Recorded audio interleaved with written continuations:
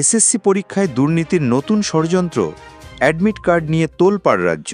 Paschimbanga school service commission কর্তৃক আয়োজিত আসন্ন পরীক্ষা নিয়ে চাকরি প্রার্থীদের মধ্যে ব্যাপক উদ্বেগ ও বিতর্ক সৃষ্টি হয়েছে। পরীক্ষার অ্যাডমিট কার্ড প্রকাশ থেকে শুরু করে পরীক্ষা কেন্দ্রের বণ্টন পর্যন্ত বিভিন্ন বিষয়ে দুর্নীতির আশঙ্কা করছেন অনেকেই। এই বিতর্কের মূল কারণগুলি এবং চাকরি প্রার্থীদের উদ্বেগের বিষয়গুলি নিয়ে এই পোস্টে বিস্তারিত আলোচনা করা হলো।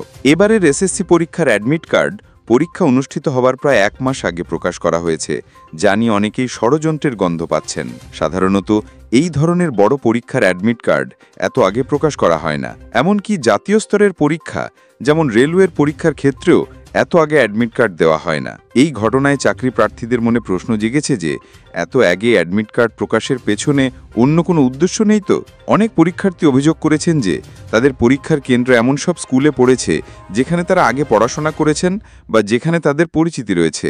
এটি একটি অস্বাভাবিক ঘটনা এবং এর ফলে স্থানীয় রাজনৈতিক নেতা বা পরিচিতদের মাধ্যমে অন্যায় সুবিধা পাওয়ার আশঙ্কা তৈরি হয়েছে। এর ফলে যোগ্য ও পরিশ্রমী প্রার্থীরা পিছিয়ে পড়তে পারেন বলে মনে করা হচ্ছে। পরীক্ষার কেন্দ্রগুলির দায়িত্বে স্থানীয় পুলিশ, পঞ্চায়েত সদস্য এবং রাজনৈতিক দলের সদস্যরা থাকবেন বলে অভিযোগ উঠেছে। এর ফলে পরীক্ষায় রাজনৈতিক হস্তক্ষেপ এবং অস্বচ্ছতার আশঙ্কা বাড়ছে। অ্যাডমিট কার্ড আগে প্রকাশ করার ফলে অসাধু পরীক্ষার্থীরা স্থানীয় নেতা বা প্রভাবশালী ব্যক্তিদের সঙ্গে যোগাযোগ করে দুর্নীতির সুযোগ নিতে পারে বলে অনেকে মনে করছেন।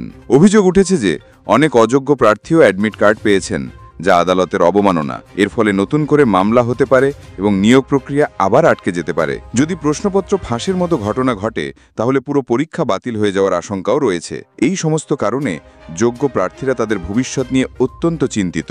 সব মিলিয়ে এবারের এসএসসি পরীক্ষা নিয়ে চাকরি প্রার্থীদের মধ্যে ব্যাপক উদ্বেগ ও হতাশা কাজ করছে।